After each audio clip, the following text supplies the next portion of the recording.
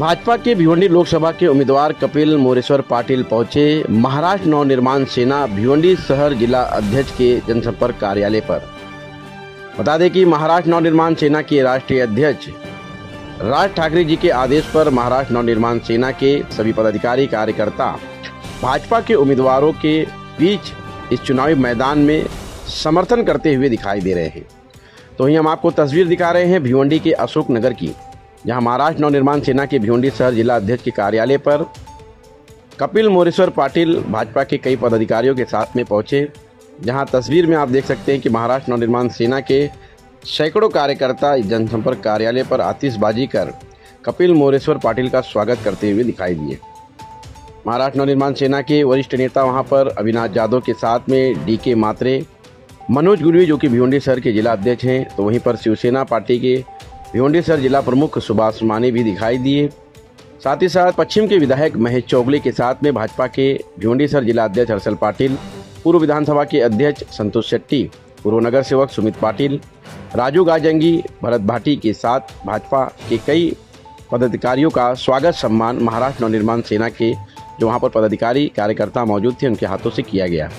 इस beach हमारे channel से बातचीत के दरमियान महाराष्ट्र नवनिर्माण सेना के ज्येष्ठ नेता अविनाश जाधव ने इस चुनावी मैदान में जो कपिल मोरेश्वर पाटिल तीसरी बार भाजपा के उम्मीदवार के रूप में नियुक्त किए गए, और आपको बता दें कि इनके समर्थन में किस तरह से चुनावी रणनीति तैयार की गई और किस तरह का सहयोग किया जाएगा, इस पर अविनाश जाधव ने पत्रकारों को संबोधित किया। क्या कहा हम आपको जरूर सुनाएंगे। वहीं पर कपिल मोरेश्वर पाटिल ने भी हमारे चैनल से बातचीत के दरमियान महाराष्ट्र नवनिर्माण सेना के सभी पदाधिकारी कार्यकर्ताओं पर एक विश्वास जताकर कहा कि इस चुनाव में महाराष्ट्र नवनिर्माण सेना के पदाधिकारी कार्यकर्ता पार्टी के लिए खुलकर काम करेंगे। क्या कहा ये सुनते हैं। भिवंडी लोकसभा मतदारसंघात महायुतीचे उमेदवार कपिल पाटील आता मनसैनिकांना भेटीसाठी आले। मला असं वाटतं की आमचे रिलेशन हे खूप आधीपासून आहेत, त्यामुळे माझी वैयक्तिक विश्वासार्हता त्यांच्या बाबतीत प्रचंड आहेच। परंतु सन्माननीय राजसाहेबांना भेटल्याच्या नंतर भिवंडी लोकसभेच्या विकासाच्या बाबतीत त्यांना आश्वासित केलेलं आहे। मागील 10 वर्षापासून आणि त्याच्या आधी जिल्हा परिषदेचे अध्यक्ष असताना या भिवंडीच्या विकासामध्ये त्यांचा खूप मोठा हातभार आहे।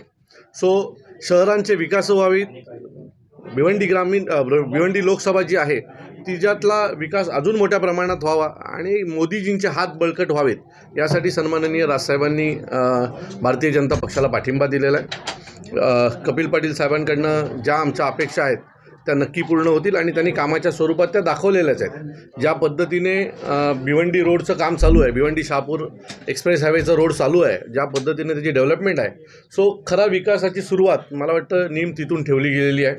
आणि जो रस्ता अपेक्षेपेक्षा डबल झाला आहे, वेळ लागला परंतु अपेक्षेपेक्षा डबल, आज जर नदीवरचे 2 ब्रिज कंप्लीट झाले तर भिवंडी टू शहापूर अंतर आपण 25 मिनिटात पार करू अशी आताची परिस्थिती आहे। आणि त्याच्या कामाचं संपूर्ण श्रेय आपण त्यांनाच दिलं पाहिजे, कारण त्यांच्याच प्रयत्नाने ते पुढे गेलेलं आहे। त्यांच्याकडनं आम्हाला खूप अपेक्षा आहेत। या जिल्ह्याचं उत्तमातलं उत्तम विकास त्यांच्याकडनं होईल आणि ज्याची सुरुवात त्यांनी मागच्या 10 वर्षापासून केलेली आहे। महाराष्ट्र नवनिर्माण सेना म्हणून, पक्षाचा नेता म्हणून मी आश्वासित करतो की आमचे सर्व महाराष्ट्र सैनिक जीव लावून काम करतील आणि त्यांना निवडून आणल्याशिवाय शांत बसणार नाहीत। या विधानसभेत आमचे जवळजवळ 1.25 लाख 1.5 लाखाच्या आसपास मतदान आहे। हे सर्व ह्या लोकसभेमध्ये ही सगळी मतं कशी काय मतदान केंद्रावर जाऊन मतदान करतील, जोपर्यंत शेवटचा मतदान करत नाही तोपर्यंत आम्ही आता कपिल पाटील साहेबांसाठी काम करणार आहोत। आता मनसे कार्यालयात सुद्धा आपण दाखल झालाय, काय नक्की सांगाल भिवंडी शहरातल्या आजच्या संपूर्ण प्रचाराबद्दल? लोकसभेच्या निवडणुका जाहीर झाल्यानंतर आपण सगळ्यांना चर्चा ऐकायला मिळत होती की राजसाहेब महायुतीच्या सोबत येऊन महायुतीला पाठिंबा देतील। परंतु चांगल्या शुभ दिवशी, पाडव्याच्या दिवशी राजसाहेबांनी तो निर्णय घेतला आणि महायुतीला पाठिंबा दिला। त्याचं एकमेव कारण काय असेल तर मोदीजींचं जे विकासाचं विजन आहे, देशाच्या प्रती मोदीजी जितक्या जबाबदारीने काम करतात, विकासाच्या माध्यमातून देशाला ज्या गौरवस्थानी पोचवलेलं आहे, या सगळ्या गोष्टी बघितल्यानंतर खऱ्या अर्थाने राजसाहेबांनी मोदीजींच्या विकासाच्या मुद्द्यावर महायुतीला पाठिंबा दिला।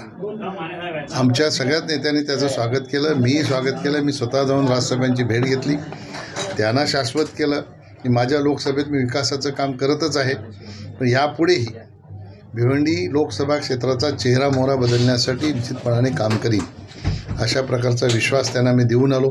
या ठिकाणी अविनाश जाधव यांनी सांगितलं की आमचा शेवटचा मतदान करीपर्यंत आम्ही साथ देणार आणि निवडून आणणार. तसं मगाशी त्यांनी खाजगीत सांगितलं. राणेसाहेबांच्या सभेमध्ये त्यांनी भाषणात काय सांगितलं, ही साथ आमची 4 तारखेपर्यंतची नाही, ही कायमची साथ असेल.